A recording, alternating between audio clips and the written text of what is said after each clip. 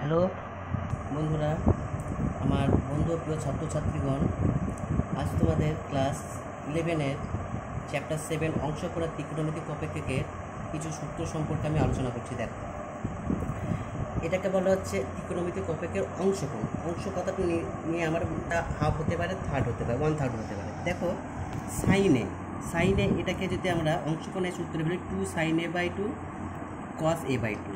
কসে এখানে দেখো সব দুই হচ্ছে, দুই মানে অংশকোণ বলা হচ্ছে। কসে cos square a/2 minus sine square a/2।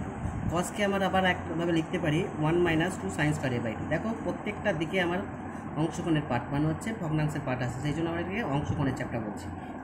Tan A মানে কি 2 tan a/2 1 - tan square a/2। Sine A সমান 2 tan a/2 1 + tan square a/2।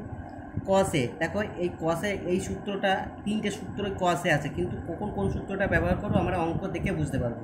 তাহলে এখানে কসে মানে কি 1 - tan square a/2 1 + tan square a/2। সাইনের সমান 3 sin a/3 বিয়োগ 4 sin কিউব a/3। 8 নম্বরটা দেখো, কসে সমান 4 cos কিউব a/2 বিয়োগ 3 cos a/3। তারপর ট্যান এ সমান 3 tan a/3 বিয়োগ tan cube a/3 by 1 - 3 tan square a/3। অর্থাৎ আমরা যে সূত্রগুলো সম্পর্কে একটু জানলাম, প্রত্যেকটাই দেখো এখানে কোনোটা বাই আছে, কোনোটা 2 আছে, অর্থাৎ এগুলো প্রত্যেকটা একটা সংখ্যার ডিভাইড মান, সেই জন্য এগুলোকে আমরা অংশকোণের সূত্র হিসাবে আমরা পরিগণিত করছি। আজ বন্ধুরা এখানে এতটাই থাকলো।